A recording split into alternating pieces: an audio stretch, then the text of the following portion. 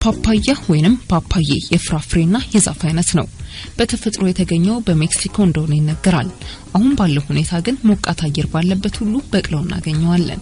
በስነ ምግብ ባለሙያዎችና በጤና ባለሙያዎች በተደረጉ ጥናቶች እንደተጠቆመው በውስጥ ያሉት ጥቁር ቀለም ያላቸው ፍሬዎች ቅጠሉ ሻዩ እየተባለ በተለያዩ ችግሮች እንደ መድኃኒት እየተወሰደ ይገኛል።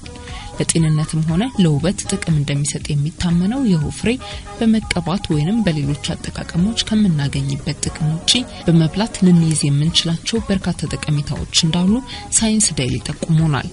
ይህ የፍራፍሬ አይነት የኮሌስትሮል መጠንን በእጅጉ ለመቆጣጠር ወይንም ለመቀነስ ይረዳል። በዚህ ምክንያትም የልብ ህመም፣ የደም ግፊትንና የስኳር ህመም ስጋትን ለመቀነስ ያግዛል።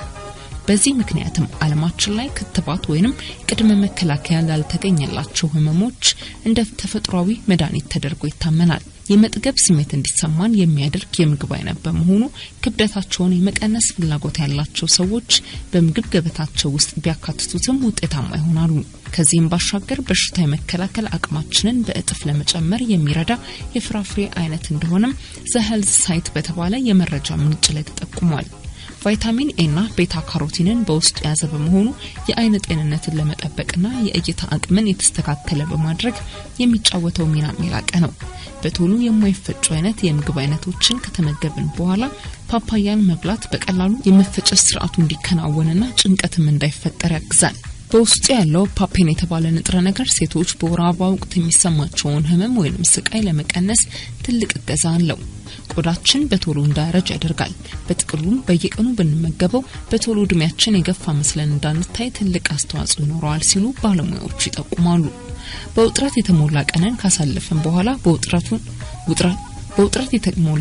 ካሳለፈን በኋላ ውጥረቱን ለማርገብ ብንመርጣቸው መልካም ከሆኑ የምግብ አይነቶች ውስጥም ቀዳሚውን ስፍራ የሚይዘው ይኸው ፓፓያ በመሆኑ ከግበታችን ባንለየው ይመከራል። የፀጉር እድገታችን ፈጣን እንዲሆንና ፎሮፎርን መከላከል እንድንችል መገዛ ያደርጋል።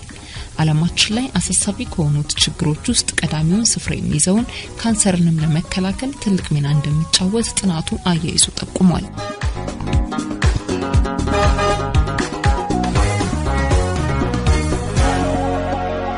እነዚህ ከፓፓያ እናገኛቸዋለን ተብለው የተጠቆሙ የጤና በረከቶች ናቸው። ስለዚህ ብንመገባቸው ቀናችንን ብቻ አይደለም እንዳጠቃላይ ህይወታችንንም የተሻለ ያደርጉልናል ወይም ደግሞ ጥቅም ይሰጡናል ማለት ነው። እነዚህ በዚህ በአዲስ ቀናችን ላይ የምንነግራችሁን የምግብ አይነቶች ፓፓያ ደግሞ በቀላሉ ልናገኝ